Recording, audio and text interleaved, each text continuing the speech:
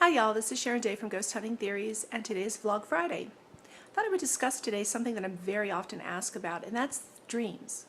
What do they mean? Why do we have them? Blah, blah, blah.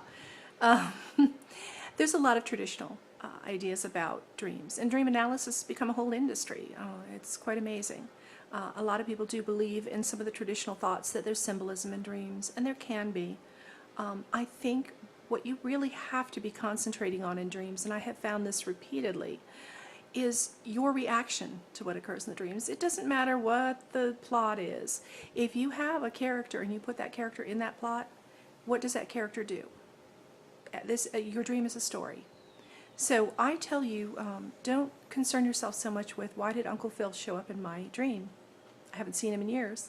Or why did that cat walk backwards? What was your reaction to Uncle Phil? What was your reaction to the cat walking backwards? What was your reaction to what was happening in the dream? You need to be looking at that because the dream is about you. It's sort of a practice session in a way to show you how you're handling your life at the time. For example, before I got my divorce, when things were really, really grisly, I would have nightmares every night of tornadoes chasing me. And when the tornadoes would chase me, I felt absolute, complete and total terror, and I would stand there unable to think of what to do and knowing I'm going to die. It was a very helpless position. I was overwhelmed, and it showed in the dream by my reaction.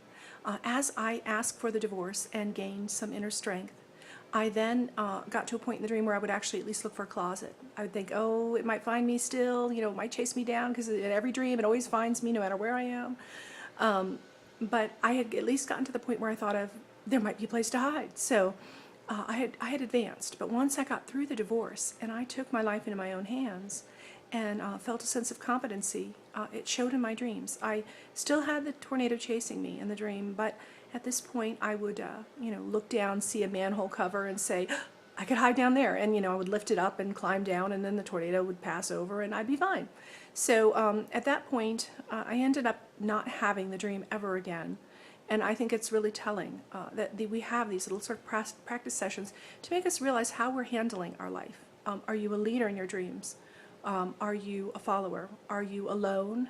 Are you being persecuted? Do you feel that people see something like being naked in public? They're seeing something that is there, but you're afraid they might see it. You're feeling exposed. All of these things are very important, and it's not so much the symbolism. Like I say, really concentrate on your role in the dream. You have no control over the other roles in the dream but yours, and I think if you really look at how you handle what happens in your dream, you're going to learn a lot about how you feel about yourself. I have a lot of end-of-world dreams. I'm with strangers, and in my own life I'm sort of alone because after the divorce I'm sort of adrift, and so I don't really have any affiliations. So I'm with these strangers and it's the end of the world. And they're crying and carrying on and completely confused and helpless. And I'm sort of mastering the whole thing. I'm, getting them into a group. I'm telling them where we're going. I'm giving them assignments. I'm delegating all the chores and feeling very calm about it. That all we need to do is survive. Very logic-minded. So it says a lot about where my head is right now when I get these dreams.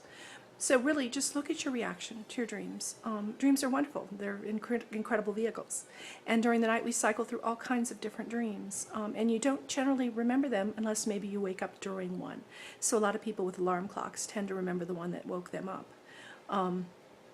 At the beginning of the night, usually you're letting off steam, so there's a lot of chasing and persecution and terror and anxiety, and then you move into sort of problem-solving dreams, and then in the early morning you might start getting into more arousal dreams and such, romantic sort of themes. So this is just part of the way that the mind works. It's an amazing thing that it gives you this sort of body rest but mind hallucination, because our minds can't seem to just chug along static during the night. It needs a little bit of stimulation to figure out what we're about. So look at your dreams as a way to tell how you really feel about how you're handling your life. So you'll find those clues, I promise. Hope that helped.